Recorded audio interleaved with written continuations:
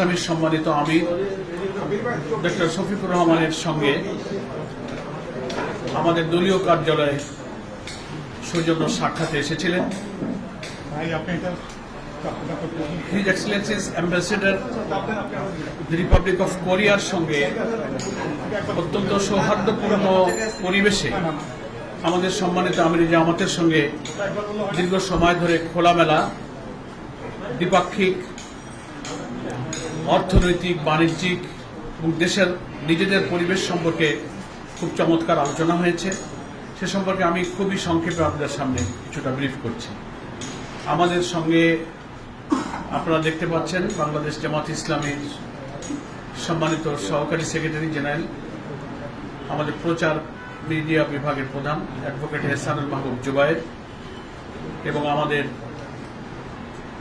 প্রচার মিডিয়া বিভাগের সেক্রেটারি নির্বাহী পরিষদের সদস্য অ্যাডভোকেট মতিউর রহমান আকন্দ উপস্থিত আছেন।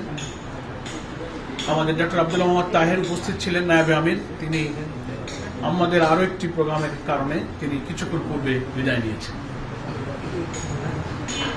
আমরা খুবই সংক্ষেপে একটু ব্রিফ করছি। আমাদের দুই নেতা বলতে his Excellency's ambassador mister park young she, তিনি বাংলাদেশের অগ্রসরমান উন্নয়নশীল অর্থনীতির দিকে খুবই ইঙ্গিত করেছেন যে একটা সম্ভাবনাময় অর্থনীতির দেশ হচ্ছে বাংলাদেশ। ফলে টেকসই অর্থনীতির জন্য, সাস্টেনেবল ইকোনমির জন্য আমাদের অনেক কিছু করবার সুযোগ, স্কোপ এবং সোর্স এখানে বিদ্যমান। বিশেষ করে তিনি তৈরি পোশাক শিল্পের যে সম্ভাবনা, আমাদের বিশ্বের একটা প্রধান তৈরি পোশাক শিল্পের রপ্তানিকারক দেশ হিসেবে বাংলাদেশের সারা দুনিয়াতে সম্ভাবনার কথা তিনি উল্লেখ করেছেন। সেক্ষেত্রে আমাদের এই রপ্তানির শুল্ক অর্থাৎ ট্যারিফ সম্পর্কে বাংলাদেশের বিদ্যমান সমস্যাটা যাতে দ্রুত সমাধান করা যায় সে সম্পর্কে তিনি আশাবাদ ব্যক্ত করেছেন। আমরাও আশাবাদ করেছি। উই আর হোপফুল, আশা করা যায় এটা একটা সহনীয় পর্যায়ে ট্যারিফটা আমাদের জন্য নির্ধারিত হবে। আমাদের আমির জামাত ডক্টর শফিকুর রহমান সাহেব বলেছেন যে আমাদের দেশটা ছোট কিন্তু বিপুল জনসংখ্যা, আমাদের অনেক সম্ভাবনাময় রিসোর্স, প্রাকৃতিক, সবুজ, বনভূমি, নদী নালা, সাগর সমৃদ্ধ মৌসুমী বায়ুর এই দেশে বিরাট সম্ভাবনা রয়েছে। আমরা যদি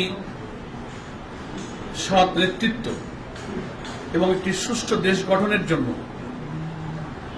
আগামী নির্বাচনে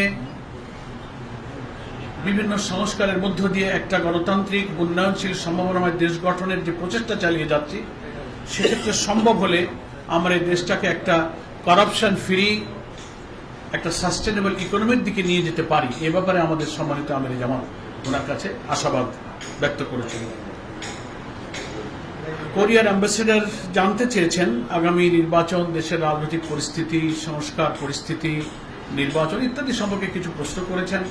সে ব্যাপারে আমাদের সম্মানিত আমির জামাত বাংলাদেশের এসব বিষয়ে যে তথ্য সকলেই আমরা যেটা জানি সেগুলো উনি অবহিত করেছেন যে আমরাও একটা গুরুত্বপূর্ণ মেজর ইস্যুতে সংস্কার করে একটা ঐক্যমত্য পর্যায়ে পৌঁছবার জন্য সরকার যে সহযোগিতা করে যাচ্ছে, জামাতের প্রতিনিধি দল ঐক্যমত্য কমিশনে প্রতিদিন নিরবিচ্ছিন্নভাবে সেখানে সময় দিচ্ছেন। আমরা আশা করি একটা ঐক্যমতের ভিত্তিতেই আগামী নির্বাচনে একটা সুষ্ঠু নিরপেক্ষ নির্বাচনের পরিবেশ ইনশাল্লাহ তৈরি হবে। এবং আমাদের তরফ থেকে বলা হয়েছে, উনিও প্রশ্ন করেছিলেন নির্বাচনের দিনক্ষণ সম্পর্কে, নানান রকম খবর তো পত্রপত্রিকায় প্রকাশিত হচ্ছে, ফেব্রুয়ারির দিকে নির্বাচন হতে পারে। আমাদের আমির জামাত বলেছেন এই ধরনের প্রস্তাব রমজানের আগে নির্বাচনের এই প্রস্তাব আমাদের পক্ষে থেকেই আগে ছিল। তো সেসব বিষয়গুলো খুব খোলামেলা আলোচনা হয়েছে। নির্বাচনে পিআর পদ্ধতি প্রয়োগের সম্ভাবনা নিয়ে আলোচনা হয়েছে। সেখানে আমাদের পক্ষ থেকে সম্মানিত অ্যাম্বাসেডরকে অবহিত করা হয়েছে যে বাংলাদেশের ভোটারদের বেশিরভাগ প্রতিনিধিত্ব করে যে সমস্ত রাজনৈতিক দল, তারা পিআর পদ্ধতির পক্ষে। ফলে এটা যে কালো টাকা, পেশি শক্তি থেকে নির্বাচনকে রক্ষা করে, মনোনয়ন বাণিজ্য থেকে রক্ষা করে একটা কোয়ালিটি পার্লামেন্ট দিতে গেলে তো প্রত্যেকটি ভোটারের যথাযথ মূল্যায়ন করতে গেলে পিআর পদ্ধতি হচ্ছে একটি উপযুক্ত পদ্ধতি। এ সম্পর্কে ঘরোয়া আমাদের দৃষ্টিভঙ্গিটা তিনি সেখানে উল্লেখ করেছেন। এই মোটামুটি এইসব বিষয়ে আলোচনা হয়েছে এবং কোরিয়া, চীন, জাপান, পার্শ্ববর্তী সব দেশগুলো আমাদের যে উন্নয়ন অংশীদার, তার মধ্যে কোরিয়াও আমাদের একটা অন্যতম উন্নয়ন অংশীদার। তার সাথে দ্বিপাক্ষিক ব্যবসা বাণিজ্য, শিল্প, অর্থনীতি, বিনিয়োগ ইত্যাদির সম্ভাবনা নিয়ে আমাদের মধ্যে আমিরি জামাতের সঙ্গে সম্মানিত অ্যাম্বাসেডর মিস্টার পার্ক ইয়াংসিং এর সঙ্গে খুব গুরুত্বপূর্ণ, সৌহার্দ্যপূর্ণ খোলামেলা আলোচনা হয়েছে।